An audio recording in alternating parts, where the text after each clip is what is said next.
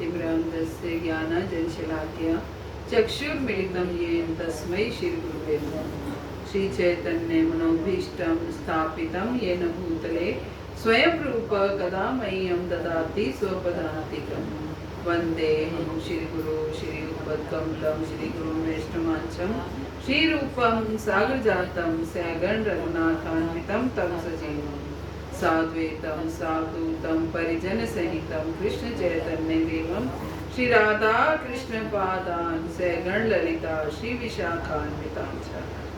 हे कृष्ण करुणा सिंधु दीनबंधो जगतपते गोपेश गोपिका कांत राधा कांत नमस्तुते। तप्त कांचन गौरांगी श्री राधे वृंदावनेश्वरी वृषभानुसुते देवी प्रणमामि हरिप्रिये। वाञ्छाकल्पतरुभ्यश्च कृपा सिन्धुभ्येव च पतितानां पावनेभ्यो वैष्णवेभ्यो नमो नमः।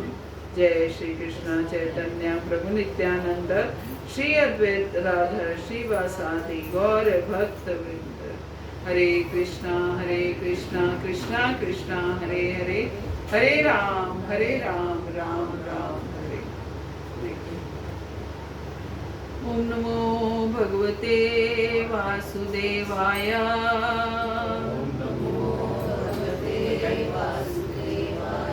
ओम नमो भगवते वासुदेवाय।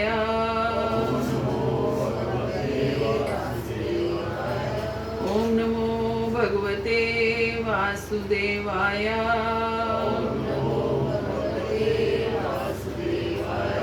नारायणं नमस्कृत्य नरं चैव नरोत्तमं देवीं सरस्वतीं व्यासं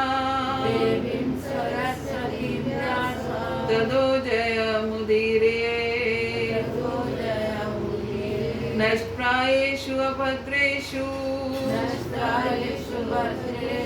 नित्यं भागवत सेवया भगवती उत्तम श्लोके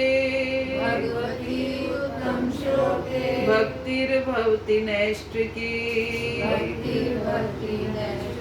ग्रंथराज श्रीमद् भागवतम की जय। ग्रंथराज श्रीमद् भागवतम स्कंद 1 अध्याय 1 में से हम पढ़ रहे हैं। तो पिछली क्लास में हमने पढ़ा कि कैसे नैमिषारण्य के 88,000 शौनक आदि 88,000 ऋषि जो हैं, जिनमें से शौनक प्रमुख हैं, सूत गोस्वामी उन्हें भागवत कथा पहली बार सुना रहे हैं। पब्लिकली जो भागवत कथा पहली बार हुई वो नैमिषारण्य में हुई और सूत गोस्वामी ने सुनाया। तो जो सारे ऋषि थे वो प्रश्न पूछना चाह रहे हैं सूत गोस्वामी पाद से। तो लास्ट क्लास में हमने पढ़ा कि वो सूत गोस्वामी को कह रहे हैं कि हे पूज्य सूत गोस्वामी, आप समस्त प्रकार के पापों से पूर्ण रूप से मुक्त हैं। आप धार्मिक जीवन के लिए विख्यात समस्त शास्त्रों एवं पुराणों के साथ साथ इतिहासों में निपुण हैं, क्योंकि आपने समुचित निर्देशन में उन्हें पढ़ा है और उनकी व्याख्या भी की है। तो हमने चर्चा की थी कि प्रश्न पूछने से पहले कैसे उन्होंने कैसे सूत गोस्वामी पाद को ग्लोरीफाई किया। अब आगे कहते हैं, हे सूत गोस्वामी, आप ज्येष्ठतम विद्वान एवं वेदांती होने के कारण ईश्वर के अवतार व्यास देव के ज्ञान से अवगत हैं कि आप तो बहुत ज्येष्ठतम विद्वान हैं, बहुत बड़े विद्वान हैं और वेदांती हैं। मीन सारे वेदों का आपको ज्ञान है।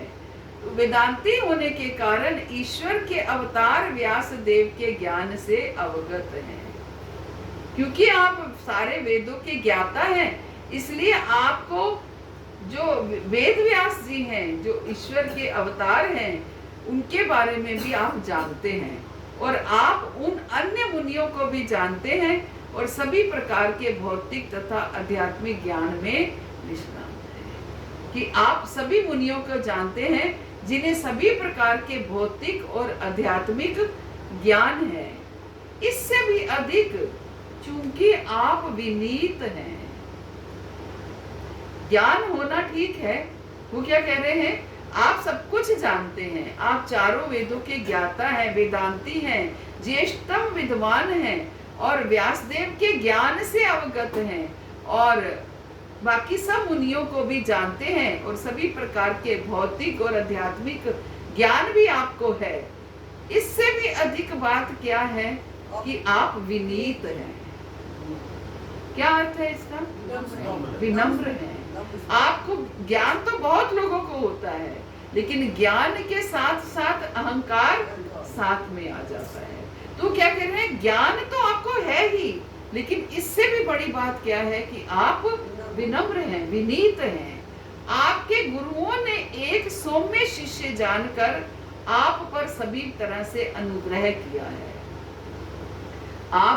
अगर आप विनीत हैं तो इसमें आपका कुछ नहीं है, आपके गुरुओं ने आपके ऊपर कृपा की है, आपके गुरुओं ने आपके ऊपर उपकार किया है कि आपको सौम्य शिष्य जानकर, सौम्य शिष्य मीन्स एक अच्छा शिष्य जानकर, एक मासूम, सौम्य मतलब मासूम सा शिष्य जानकर, निर्दोष शिष्य जान करके आपके ऊपर उपकार किया है, आपके जानकर आप सभी तरह से अनुग्रह किया है। अतः आप हमें ये सब बताएं जिसे आपने उनसे वैज्ञानिक ढंग से सीखा है। देखिए, है तो केवल भाषा ही, लेकिन उस भाषा का प्रयोग कैसे करना है ये हमें हमारे आचार्य लोग सिखाते हैं। अब इसी श्लोक में उन्होंने दोनों को ग्लोरीफाई किया है कि आप में जो विनम्रता है, आप जो विनीत स्वभाव के हैं, आपके गुरुओं ने आपके ऊपर कृपा की है, अनुग्रह किया है, तभी आप इतने विनीत हैं। और अब आप हमें ये बताइए कि आपने किस वैज्ञानिक ढंग से उनसे सीखा है, क्योंकि गुरु के शिष्य तो अनेक होते हैं, लेकिन सारे शिष्य एक जैसे नहीं होते हैं। कुछ ग्रहण कर पाते हैं और कुछ नहीं कर पाते हैं, है ना। तो इसलिए दोनों को ग्लोरीफाई किया है कि आप पर आपके गुरु की कृपा हुई है, तभी आप इतने विनीत हैं। और आप ये बताइए कि आपने कौन से वैज्ञानिक ढंग से उनसे सीखा है। तो ये केवल भाषा और बुद्धि का प्रयोग है कि कैसे हमें सामने वाले व्यक्ति को ग्लोरीफाई करना है कि आप भी तो विनीत हैं, लेकिन आप पर गुरु की कृपा है। अब आप ये बताइए कि आपने सीखा कैसे है, आपने कैसे अपने गुरु से ये कृपा प्राप्त की है। क्योंकि कृपा तो गुरु हो चाहे भगवान हो, कृपा प्रदान करने के लिए है, लेकिन बटोरने की पात्रता होनी चाहिए, हमारे अंदर लायकात होनी चाहिए, पात्रता होनी चाहिए कि हम उस कृपा को बटोर पाए, कितना ग्रहण कर पाते हैं। तो प्रभुपाद बहुत सुंदर तात्पर्य दे रहे हैं इसका कि आध्यात्मिक जीवन की सफलता का रहस्य गुरु को तुष्ट करना तथा उनकी शुभ आशीष प्राप्त करने में है। आध्यात्मिक जीवन की सफलता, हम कितने आध्यात्मिक प्रगति कर पाते हैं, इसका ये निर्भर करता है कि हम कितने गुरु को खुश करते हैं, कितना गुरु को प्रसन्न करते हैं। जीवन का लक्ष्य क्या है? कृष्ण प्रेम प्रदान प्राप्त करना, कृष्ण प्रेम प्राप्त करना। और कृष्ण प्रेम कैसे प्राप्त होगा? जब हम कृष्ण को प्रसन्न करेंगे। तो प्रेम किसी का कैसे प्राप्त होता है? किसी का भी हो। अब भौतिक जीवन में भी हम किसी का प्रेम प्राप्त तब कर पाते हैं जब वो हमसे प्रसन्न होता है। तो अगर कृष्ण प्रसन्न है तो वो हमें अपना प्रेम प्रदान करेंगे। अब हमें कैसे पता चलेगा कि कृष्ण प्रसन्न है या नहीं है ना? कृष्ण हमसे प्रसन्न है या नहीं है? तो जितना आपके गुरु आपसे प्रसन्न है, उतना ही कृष्ण आपसे प्रसन्न है ना? जितना आपके गुरु आपसे प्रसन्न है, उतना ही कृष्ण आपसे प्रसन्न है। तो ये एक पैरामीटर है, मापदंड है कि जिससे जितना आपके गुरु प्रसन्न है उतना ही कृष्ण प्रसन्न। माता जी बताओ, आप हमसे प्रसन्न हो? हरि बोल। हम तो 2 महीने से आ रहे हैं, आप प्रसन्न हो वहाँ से या नहीं हो? देखिए, जो भी स्टूडेंट रेगुलर आता है और बहुत गंभीरता से तत्व को ग्रहण करने का प्रयास करता है, हमेशा जो भी, चाहे गुरु है, शिक्षा गुरु है, जो भी है, वो सब उनसे प्रसन्न हो सकते हैं। गुरु क्यों कैसे प्रसन्न होते हैं? गुरु प्रसन्न होते हैं कि जब वो जो चाहते हैं, वो जो कहते हैं, वो सब लोग करते चले जाएं।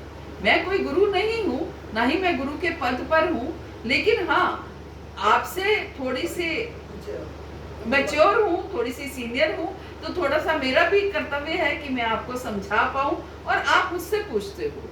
तो करना क्या है, अगर कोई गंभीरता से आता है और गंभीरता से सुनता है, गंभीरता से उसको ग्रहण करता है, तो अपने आप, जो कोई टीचर भी हो, हम जब स्कूल में भी पढ़े, कॉलेज में भी पढ़े, हमारे टीचर कैसे प्रसन्न होते थे? आप टीचर रहे हो, तो कैसे जो रेगुलर आते हैं, छुट्टी नहीं करते हैं और आकर के क्लास में इधर उधर की बातचीत नहीं करते हैं, केवल सुनते हैं और उसको ग्रहण करते हैं। जो होमवर्क दिया जाता है वो होमवर्क करके आते हैं, डिसिप्लिन रहते हैं, टाइम से आते हैं, तो टीचर उससे, तो मैं एक टीचर हूँ, है ना, मैं एक टीचर हूँ। मैं अब टीचर को गुरु कह लो, शिक्षा गुरु कह लो, कुछ भी कह लो, लेकिन मैं अपने आप को एक टीचर मानती हूँ कि मुझे मेरे गुरुदेव ने ये शास्त्र पढ़ाए हैं, तो उन्होंने मेरे को ये सेवा दी है कि मैं आगे इन शास्त्रों का वितरण कर पाऊँ, है ना। तो इस तरीके से, तो जो स्टूडेंट भी गंभीरता से रेगुलर आता है, उससे हमेशा टीचर प्रसन्न रहता है। आप बताइए, इसका उत्तर आपके पास भी है। जो बंक मारेगा उससे कौन प्रसन्न रहेगा? है ना, उससे माया प्रसन्न रहेगी कि सुबह नींद नहीं खुली इसलिए बंक मारा, या आलस आ गया, आज नहीं जाते, आज चलो कहीं घूमने चले जाते हैं, आज ये काम है, आज। अगर यहाँ पर हफ्ते में 3 दिन क्लास होती है तो चलो 2 दिन भी आ जाए, पहले ही रिलैक्सेशन मैं नहीं दूंगी, है ना। 3 दिन अगर क्लास होती है तो क्या, और 3 दिन 1-1 घंटा, 2-2 घंटे, चलो, तो आप हफ्ते में एक दिन में 24 घंटे हैं और एक सप्ताह में कितने घंटे हैं? 160। आप मैथ्स की टीचर नहीं होंगी तो आपको पता है, तो 168, मेरी तो इतनी कैलकुलेशन, 168 घंटे होते हैं। एक इसमें से 6 घंटे हम भगवान के लिए नहीं निकाल सकते। ऐसा कि कहीं जाना पड़ जाता है तो फिर नहीं आते, वैसे मैं बिल्कुल। तो हम अगर बहुत गंभीर हैं तो हमें जाना भी इधर उधर हम कर सकते हैं, इधर उधर सरका सकते हैं, जहाँ एडजस्ट कर सकते हैं, है ना, जाना भी इधर उधर एडजस्ट कर सकते हैं। जब हमें ये लगेगा कि हमारा ये मिस हो रहा है, हम अब देखिए, जो लोग भी आरती में भी आते हैं, थोड़ी सी आरती मिस कर देंगे, थोड़ा, क्यों? मैं वहाँ पे मेडिटेशन कर रही हूँ, प्राणायाम कर रही हूँ, 7 बजे आती हूँ, नहीं तो मैं 5:30 चली जाती हूँ, 7 बजे तक वहाँ होती हूँ। तो ये जो माता जी आपसे पसंद है या नहीं है? आप ये बताओ, मेरे से पसंद है? नहीं, मैं सबसे प्रसन्न हूँ, लेकिन मैं एक पैरामीटर बता रही हूँ। तो इस तरीके से क्या कह रहे हैं, आध्यात्मिक जीवन की सफलता का रहस्य गुरु को तुष्ट करने तथा उनकी शुभ आशीष प्राप्त करने में है। आशीष प्राप्त कर, बहुत से लोग महाराज से प्रार्थना करते रहते हैं, मैंने देखा है कि गुरु महाराज आशीर्वाद दो, गुरु महाराज आशीर्वाद दो। अगर गुरु प्रसन्न है तो उनसे आशीर्वाद मांगने की आवश्यकता नहीं है, वो अपने आप आशीर्वाद देंगे। उनके आप भी देखो, आप अपने बच्चे से प्रसन्न हो, किसी से भी प्रसन्न हो, तो अपने आप आपके मुख से आशीर्वाद निकलेगा। तो आशीर्वाद मांगने की चीज नहीं है, गुरु अपने आप आशीष देते हैं, उनका तो काम ही है आशीष देना, वो आशीष देने के लिए ही बैठे हैं। तो लेकिन हमारा काम ऐसा होना चाहिए कि हम उस आशीर्वाद को प्राप्त करने के लायक बन सके। श्री विश्वनाथ चक्रवर्ती ठाकुर ने गुरु के विषय में अपने सुप्रसिद्ध 8 श्लोकों में उस प्रकार गाया है कि मैं अपने गुरु के चरणार विंदों में नमस्कार करता हूँ, उनको तुष्ट करके ही कोई भगवान को प्रसन्न कर सकता है। अगर गुरु को तुष्ट करते हैं तो ही हम भगवान को प्रसन्न कर सकते हैं। और जब वे अप्रसन्न रहते हैं तो आत्म साक्षात्कार के मार्ग में विघ्न ही विघ्न आते हैं। जब गुरु अप्रसन्न रहते हैं, जब गुरु प्रसन्न नहीं होते हैं, तो आत्म साक्षात्कार के मार्ग पर विघ्न ही विघ्न आते हैं। आत्म साक्षात्कार किसे कहते हैं?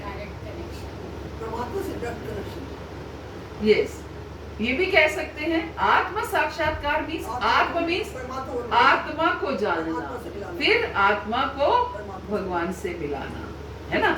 आत्मा और परमात्मा का कनेक्शन बिठाना। तो ये आत्मा जानना, पहले तो हम ये ही नहीं जानते थे कि हम आत्मा हैं, है ना। हम जानते थे हम आत्मा हैं, हम तो ये जानते थे हम शरीर हैं, और इस शरीर के लिए ही हमें सब कुछ करना है, भोग विलास जो भी, एक शरीर के लिए ही पैसा इकट्ठा करना है, शरीर के लिए पढ़ना है, लिखना है, बड़ा आदमी बनना है, डॉक्टर इंजीनियर बनना है, ये करना है, जो कुछ करना है इस शरीर के लिए। बच्चा भी घर में पैदा होता है तो हम उसको शुरू से ही ये कहते हैं बड़ा आदमी बनना है ना, डॉक्टर बनना है। 2 साल का बच्चा होता नहीं है, उस क्या बनना है? डॉक्टर बनना है, इंजीनियर बनना है, आईएएस बनना है। उसके दिमाग में इतना घुसा देते हैं कि उसको और कुछ समझ ही नहीं आता कि और भी कुछ करना है जीवन में, है ना, और भी कुछ करना है, ये समझ ही नहीं आता। अरे भाई, जो उसके भाग्य में होगा आप कितना भी घुसा लेंगे, जो उसके भाग्य में होगा वो वही कुछ करेगा, वही कुछ करेगा, है ना। तो इस तरीके से उनको तुष्ट करके ही कोई भी भगवान को प्रसन्न कर सकता है। अतः ये आवश्यक है कि शिष्य अपने प्रामाणिक गुरु के प्रति अत्यंत आज्ञाकारी तथा विनीत रहे। क्या करना है प्रसन्न करने के लिए? अपने प्रामाणिक गुरु के प्रति आज्ञाकारी रहना है, जैसे वो कहते हैं वैसे करना है। कभी भी जो प्रामाणिक गुरु हैं, जो परंपरा से चले आ रहे गुरु हैं, वो आपसे कभी भी अपने स्वार्थ के लिए कुछ नहीं कहेंगे, ना ही किसी भौतिक लाभ के लिए कुछ कहेंगे।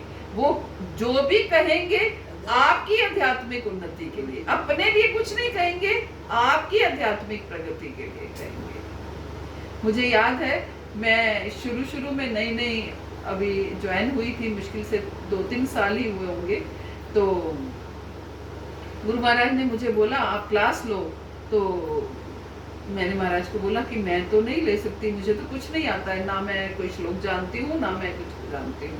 नहीं, आप जो सुनते हो वो सुनाओ।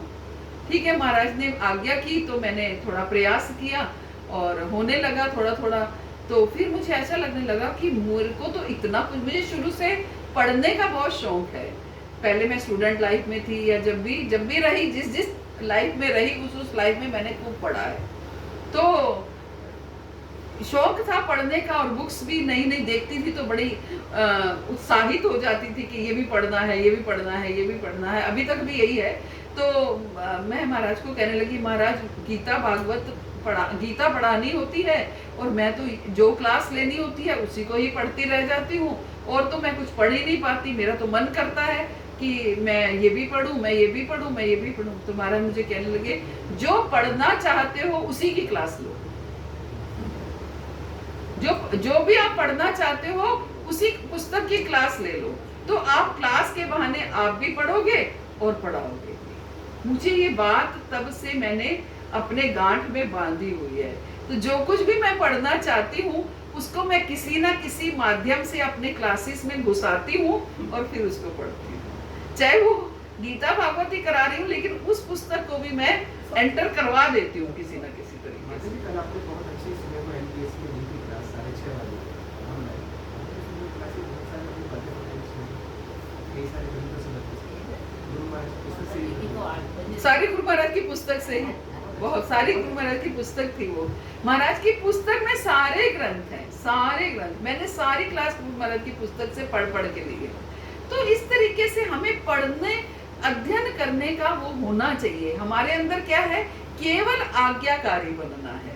जो गुरु कहे वो हमें करना है। उसके बाद हमें सोचना नहीं है कि मुझे क्या करना है। कहते हैं गुरु, हमारी गुरु माँ कहती है कि जब गुरु के पास जाओ तो अपनी बुद्धि को अपने जूते में रख के जाओ, कुछ अपना दिमाग लगाने की आवश्यकता नहीं है। एक बार आपको ये श्योरिटी हो जानी चाहिए कि आपके गुरु आपकी आध्यात्मिक प्रगति के लिए ही काम कर रहे हैं, ये आपको श्योरिटी होनी चाहिए। आप किसी ऐसे वैसे गुरु के हाथ में ना हो, उस गुरु के हाथ, प्रमाणिक गुरु, वैष्णव परंपरा से अगर आप गुरु में हो तो हर वैष्णव परंपरा का गुरु आपकी आध्यात्मिक प्रगति चाहता है। और यही हमने गुरु किस लिए बनाते हैं, गुरु को ग्रहण किस लिए किया जाता है। ये नहीं कि मुझे ये चीज मिल जाए, गुरु महाराज मेरे बेटे की शादी नहीं हो रही, मेरे बेटे की नौकरी नहीं लग रही, ये प्रश्न गुरुजनों से पूछने के लिए नहीं है। वो तो आपके भाग्य से जो है वो आपको मिलेगा। हालांकि भगवान अर्जुन को भगवद गीता में यही कहते हैं, तद्विधि प्रणिपातेन परिप्रश्नेन सेवया उपदेक्षन्ति ते ज्ञानम ज्ञानेन तत्वदर्शिनम। क्या कहते हैं? तद्विधि प्रणिपातेन, गुरु के पास जाओ और उन्हें प्रणिपात करो, उनके आगे प्रणाम करो, दंडवत करो, और परिप्रश्नेन, उनसे प्रश्न करो, और सेवया, उनकी सेवा करो, है ना, उनकी सेवा करो। ये 3 काम करने के लिए उनको कहा है। तो परिप्रश्नेन मतलब प्रश्न करना है, लेकिन प्रश्न कैसे करने हैं? आध्यात्मिक प्रश्न करने हैं, भौतिक प्रश्न नहीं कर रहे हैं। मेरे घर नहीं बना, मेरी ये प्रॉब्लम, वो प्रॉब्लम, मैं बीमार। गुरु को कोई भी समस्या बताने की आवश्यकता नहीं है, बस उनकी आज्ञा का पालन करते चले जाइए और अपनी आध्यात्मिक प्रगति के लिए प्रश्न कीजिए। महाराज मैं कैसे करूं, मैं ब्रह्म मुहूर्त में उठ करके जब कर पाऊं, मैं सुबह उठ नहीं पाती हूं, उसके लिए मैं क्या करूं। तो इस तरीके से हम प्रश्न कर सकते हैं। यस, कोई छोटे चाइल्ड होते हैं, उनको बताया भी नहीं जाता कि तुम आध्यात्मिक इस साइड जाओ, लेकिन वो अपने आप ही जाता है। वो कैसे होता है? वो उनके पूर्व जन्मों की, भगवान भगवद गीता में कहते हैं, नेहा विक्रम नाशो अस्ति प्रत्यवायो न विद्यते स्वमस्य धर्मस्य त्रायत महतो व्यात्। भगवद गीता में भगवान साफ साफ कहते हैं कि इस प्रयास में ना तो हानि होती है और ना ही कोई कुछ भी समाप्त होता है। जो भी आप भक्ति करते हैं, ये आप इस भौतिक शरीर को छोड़ करके चले जाएंगे। आपने इस जीवन में, माता जी ने एमएससी पीएचडी जो भी किया होगा, है एमएससी किया होगा, लेकिन अगले जन्म में ये ना सोचे कि एमएससी के बाद सीधा पीएचडी करना पड़ेगा, फिर से पहली क्लास से पढ़ना पड़ेगा, एबीसीडी सीखना ही पड़ेगा। अगले जन्म में आएंगे तो फिर से 0 से शुरू करना पड़ेगा। लेकिन जो ये यहाँ सीख करके जा रही हैं, वो अगले जन्म में भी साथ जाएगा। जो इन्होंने अपने भौतिक स्कूल कॉलेज में सीखा है वो सब काटा है, जो इस स्कूल में सीख रही हैं वो सब साथ जाने वाला है। तो इसलिए हम देखते हैं छोटे छोटे बच्चे भी कितना कुछ जानते हैं कि इसलिए उन्होंने पूर्व जन्मों में भक्ति की है और अब इस जन्म में वो फलीभूत हो रही है। कहते हैं जितने % हम भक्ति करते हैं, हमने मान लीजिए 20% भक्ति की और उसके बाद हमारी मृत्यु हो गई, तो अगले जन्म में आप 21वें % से भक्ति शुरू करेंगे। वो भक्ति आपकी समाप्त नहीं होगी, 20% आपके अकाउंट में पड़ी हुई है। भक्ति का अकाउंट आपका साथ जाने वाला है, क्योंकि भक्ति क्या है? मन का विषय है। आप बताइए, भक्ति मन का विषय है ना? मन आपके भगवान के चरणों में लगा होना चाहिए। भक्ति जब मन का विषय है तो मन क्या है? किसका हिस्सा है? सूक्ष्म शरीर का हिस्सा है। 3 शरीर बताए ना मैंने, कौन कौन से? स्थूल शरीर, सूक्ष्म शरीर और कारण शरीर। स्थूल शरीर क्या है? ये जो भौतिक शरीर दिख रहा है, भूमि जल वायु अग्नि और आकाश, 5 भूतों से बना है। ये 5 भूतों से ये शरीर बना। और स्थूल सूक्ष्म शरीर क्या है? मन बुद्धि अहंकार से बना है। सूक्ष्म शरीर जो इसके अंदर है, जो दिखाई नहीं देता, लेकिन वो किससे बना है? मन से, बुद्धि से और अहंकार से बना है। तो जो भी आप भक्ति करते हैं वो मन से करते हैं, मन का विषय है ना।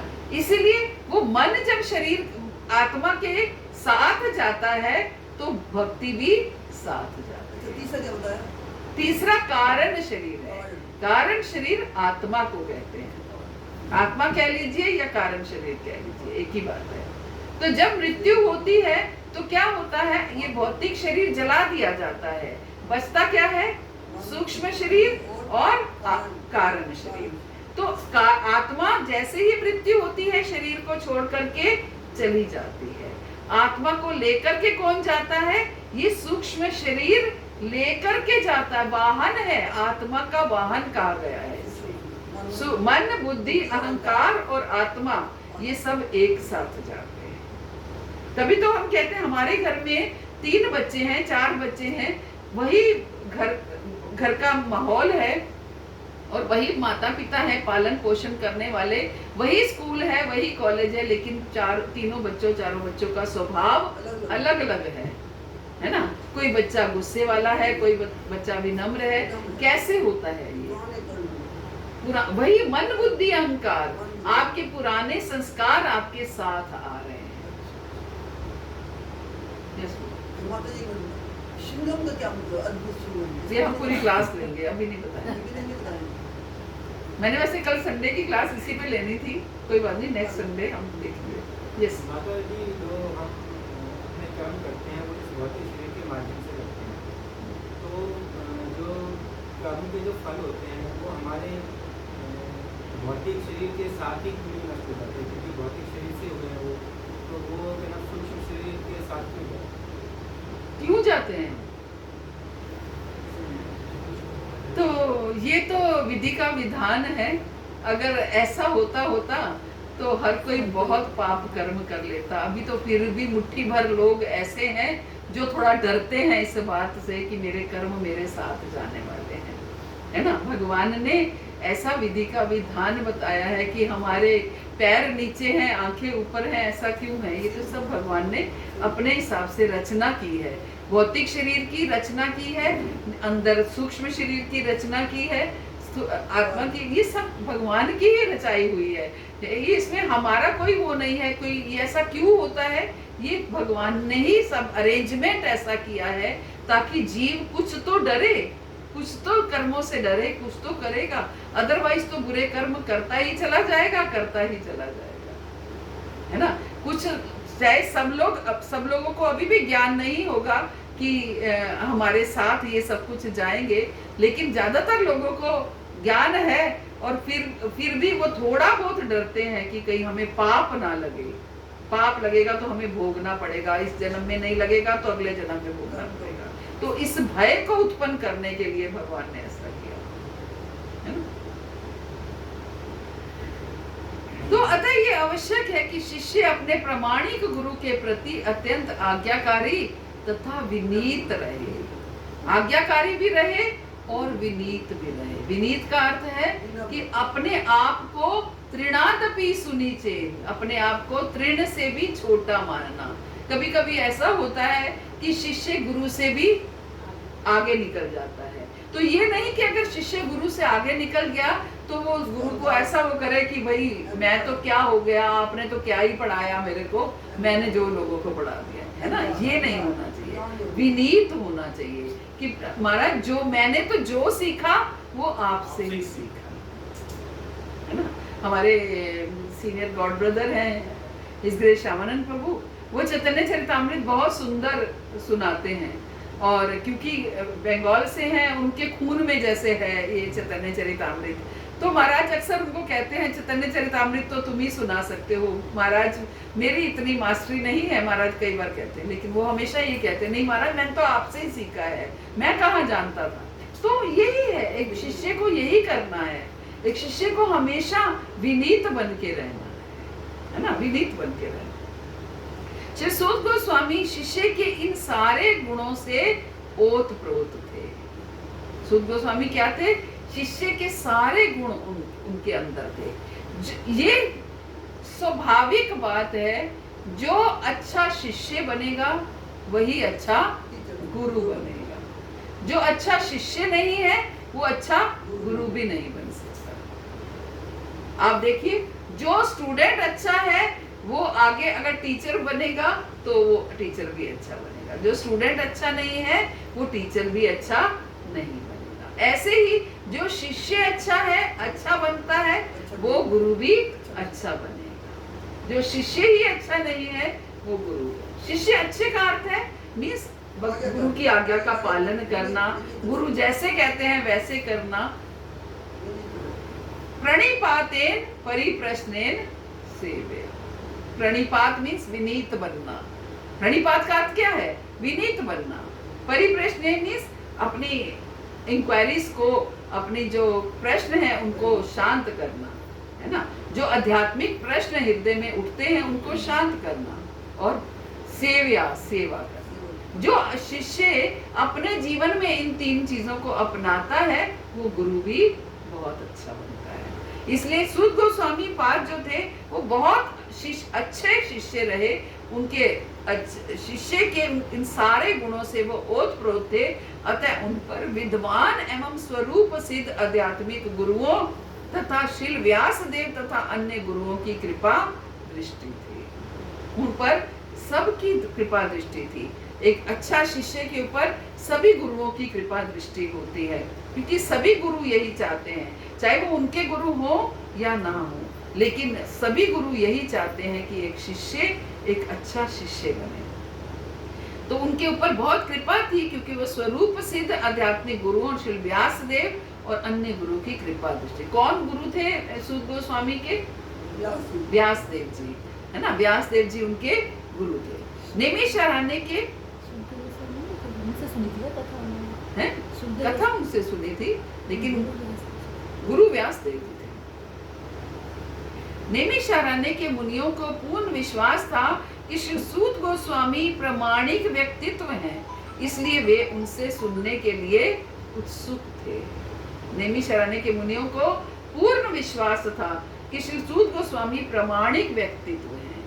तो ये भी एक बहुत महत्वपूर्ण पॉइंट है कि सबसे पहले हम जिससे सुन रहे हैं, जो वक्ता है जिससे हम सुन रहे हैं, उसके ऊपर हमें पूर्ण रूप से विश्वास होना चाहिए कि ये प्रामाणिक स्रोत है सुनने का। प्रामाणिक स्रोत का अर्थ है कि ये परंपरा वाले गुरु है ना, उनसे हम सुन रहे हैं, ये हमें पूर्ण रूप से विश्वास होना चाहिए। इसलिए वे उनसे सुनने के लिए उत्सुक थे, है ना। हमें कौन वक्ता है इस चीज के ऊपर बहुत ध्यान देना है कि हम किससे सुन रहे हैं। अदरवाइज बहुत से आप YouTube खोलेंगे तो भरा पड़ा होगा, आपको बहुत कुछ मिल जाएगा। कोई लोग अपने व्यूज बढ़ाने के लिए, कोई अपने लाइक्स बढ़ाने के लिए बहुत कुछ डालते हैं, है ना। लेकिन हमें क्या देखना है कि ये प्रामाणिक गुरु हैं या नहीं है, उनसे सुनने का प्रयास करना है, तभी हमारे अंदर परिवर्तन आएगा। अगर प्रामाणिक गुरु से नहीं सुनेंगे तो हम सुन अवश्य लेंगे, लेकिन हमारे अंदर परिवर्तन नहीं आएगा, है ना। परिवर्तन नहीं आएगा। जैसे कि एक मेडिसिन है, अगर डॉक्टर की प्रेस्क्रिप्शन के अकॉर्डिंग मेडिसिन लेंगे तो बीमारी ठीक होगी। अगर प्रेस्क्रिप्शन के अकॉर्डिंग मेडिसिन नहीं लेंगे तो बीमारी ठीक होने की बजाय बिगड़ भी सकती है। माता जी, आजकल डॉक्टर हैं वो तो दवाई बंद कर देंगे, लाइफ लॉन्ग दवाई खानी पड़ेगी, तो ये तो पॉसिबल नहीं होगा ना। मतलब वैसे तो ठीक हो सकता है बिना दवाई खाए। ये तो डॉक्टर बताएंगे, मुझे नहीं मालूम है। मैं तो कोई लाइफ लॉन्ग दवाई नहीं खाती, भगवान की कृपा बहुत मेरे ऊपर। अतः दीर्घायु की कृपा प्राप्त आप सरलता से समझ में आने वाली विधि से हमें समझाइए कि आपने जन साधारण के समग्र एवं परम कल्याण के लिए क्या निश्चय किया है। प्रश्न देखिए और प्रश्न का लेवल देखिए, क्या कह रहे हैं। दीर्घायु की कृपा प्राप्त आप सरलता से समझ में आने वाली विधि से हमें समझाइए कि आपने जन साधारण के समग्र एवं परम कल्याण के लिए क्या निश्चय किया है। दीर्घायु की कृपा प्राप्त, आपको कृपा प्राप्त है कि आप दीर्घायु होंगे। इसके माध्यम से ये भी बता रहे हैं कि उनको दीर्घायु की कृपा प्राप्त है।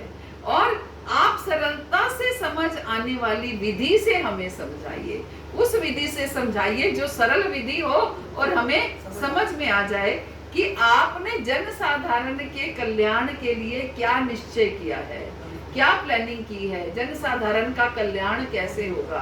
आपका कल्याण तो हो गया, लेकिन बाकी जन साधारण का कल्याण कैसे होगा, है ना।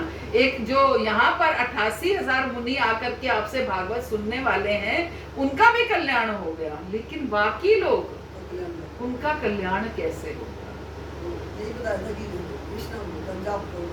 है ना। उनका कल्याण आगे पढ़ते हैं, आगे आगे पढ़ेंगे तो समझ में आएगा, है ना, कैसे उनका ये प्रश्न। तो बता रहे हैं कि प्रश्न कैसे पूछने हैं, कि गुरुजनों से हम अपने गुरुजनों से प्रश्न पूछ सकते हैं। हे गुरु महाराज, आप बताइए कि मेरा मन करता है कि जो ये सब कुछ मुझे मिला है, जो लड्डू मैंने खाया है, वो और लोग भी खाएं, तो मैं इसके लिए क्या करूं, है ना। मैं इसके लिए क्या करूं कि सब लोगों को इसका लाभ मिले। मैं तो जब करने लगी हूं, तब से मेरे अंदर बहुत चेंज है, मैं बहुत शांति प्राप्त कर रही हूँ, मुझे बहुत अच्छा लग रहा है, कृष्ण से कनेक्टेड फील कर रही हूँ। अब मैं चाहती हूँ और लोग भी इसको कनेक्ट हो जाए, उसके लिए मुझे बताइए क्या करना है। सोचिए, अगर आप ये प्रश्न अपने गुरु से पूछेंगे तो गुरु कितना प्रसन्न होंगे। प्रश्न पूछने से ही प्रसन्न होंगे, आप करेंगे या नहीं करेंगे वो बात की बात है, आपके प्रश्न से ही गुरु प्रसन्न होंगे,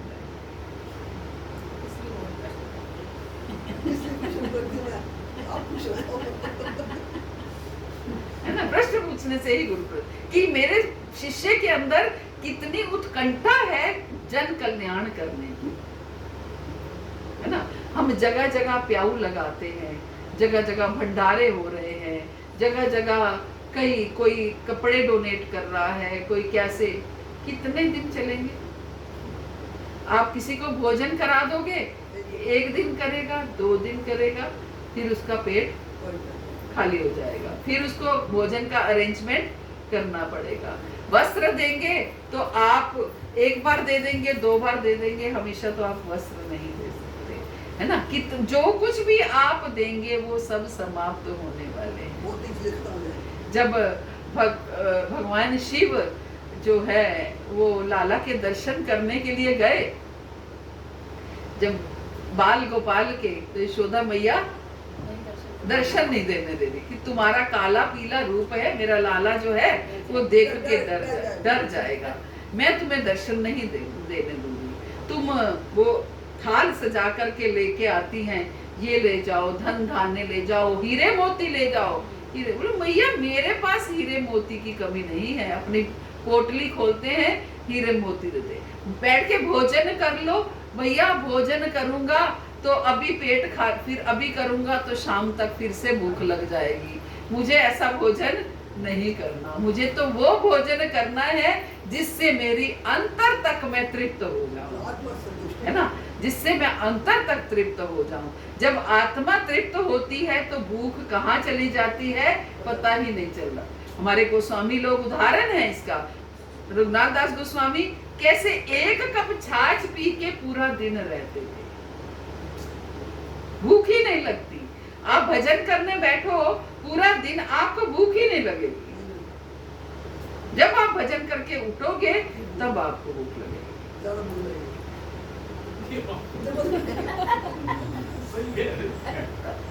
है ना। तो ये भगवान शिव यही कहते हैं कि आप मुझे जो ये थाल सजा के दे रहे हो भोजन का, ये तो मेरा पेट तो भर जाएगा, ये तो लेकिन कितने देर चलेगा, मुझे तो आप अपने लाला के दर्शन कराओ जिससे मेरी तृप्ति हो जाए। तो ये चीज तृप्ति देने वाले हैं। तो इसलिए हमें समझाइए कि आपने जन साधारण के लिए परम कल्याण के लिए क्या निश्चय किया। तो इस तरीके से बहुत सुंदर सुंदर प्रश्न पूछते हैं शौनक ऋषि सुत गोस्वामी पाद से। आगे हम इसको कंटिन्यू करेंगे। हरे कृष्णा। शिव प्रपात की जय, गुरु महाराज की जय। कल्याण को लेकर कल्याण स्वतः हो जाता है, कोई बीच में नहीं लगता। मैं अभी तात्पर्य लिया नहीं ना मैंने इसका। तो अगली बार जो है इसको थोड़ा डालते हाँ जरूर जरूर जरूर। हरे कृष्णा वांछा कल्पतरुभ्यश्च कृपा सिन्धुभ्यः च पतितानां पावनेभ्यो वैष्णवेभ्यो नमो नमः। अनंत कोटि वैष्णव वृंद की जय, श्री प्रभुपाद की जय, गुरु महाराज की जय।